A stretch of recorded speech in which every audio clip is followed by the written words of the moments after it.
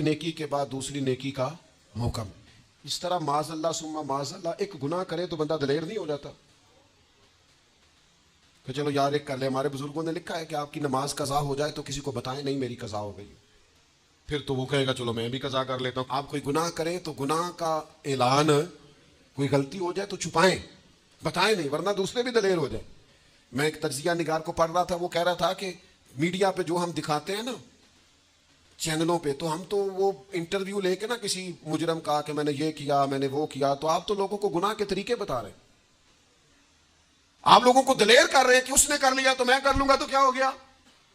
ایک گناہ دوسرے گناہ کا دروازہ کھولتا ہے. اسی طرح ایک نیکی دوسری نیکی کا سبب بن جاتی ہے. عارف رومی فرماتے ہیں ایک شخص نے اپنے مرشد سے پوچھا تھا کہ حضور مجھے کیسے پتہ چلے گا کہ میرا ذکر قبول ہے. تو کہنے لگے جب تم نے پہلی دفعہ ذکر کیا تھا نا اور اس ذکر الہی کے بعد تمہیں دوبارہ ذکر الہی کی توفیق ملی تھی تو رب نے وہ پہلا قبول کیا تھا تو دوبارہ توفیق عطا فرمائی. اس کے حضور وہ قبول ہو گیا, دوبارہ تمہیں توفیق عطا کر دی. ایک نیکی دوسری نیکی کا سبب. اگر آپ نیک ہونا چاہتے ہیں تو نیکیاں کرنی شروع کر دیں. بعض دوستوں سے کہتے ہیں داڑھی شریف رکھ لیں, تو کہتے ہیں ابھی میں نیک نہیں ہوں. تو میں نے کہا داڑھی رکھ کے تو بندہ نیک ہوتا ہے, اب رکھیں گے تو نیک ہو جائیں گے. شروع تو کریں, آپ کو اس کا لحاظ ہوگا کہ یار اب میں نے داڑھی بھی رکھی ہوئی.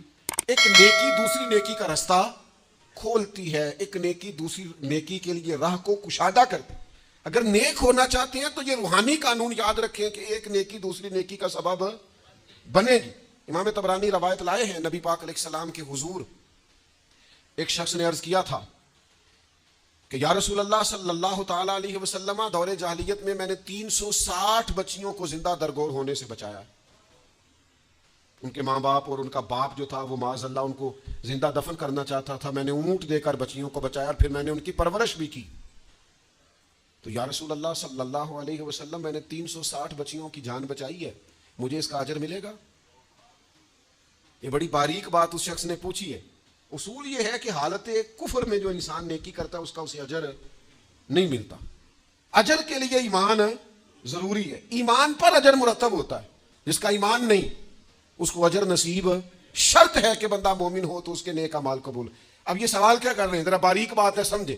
یا رسول اللہ صلی اللہ تعالی علیہ وسلم کیا مجھے اللہ اجر دے گا؟ میں نے دور جاہلیت میں 360 بچیوں کو زندہ درگور ہونے سے بچایا, اس کا مجھے اجر ملے گا؟ قربان جائیں, حضور فرماتے ہیں انا افصح العرب, میں عربوں میں سب سے زیادہ فصیح و بلیغ ہوں. اس نے کہا حضور اجر ملے گا؟ تو حضور فرمانے لگے تمہیں تو اجر مل گیا ہے. وہ حضور سے پوچھتا ہے یا رسول اللہ میں نے 360 بچیوں کی جان بچائی ہے, زندہ درگور ہونے سے بچایا, اجر ملے گا؟ حضور فرمانے لگے تمہیں تو مل گیا ہے. او بھائی مل گیا نا, حضور کے سامنے بیٹھا ہوا ہے, اس سے زیادہ بھی کوئی اجر ملنا ہے؟ نبی پاک کے سامنے بیٹھ گیا ہے اور حضور سے سوال کر رہا ہے. تو حضور فرمانے لگے تمہیں تو اجر مل گیا ہے. یا رسول اللہ کیسے؟ فرمایا اللہ نے تمہیں اسلام کی توفیق نہیں دے دی, تمہیں تو اجر مل گیا ہے. صحابہ وہ صحابہ تھے جن کی ہر صبح عید ہوتی تھی, خدا کا قرب حاصل تھا, نبی کی دید ہوتی تھی.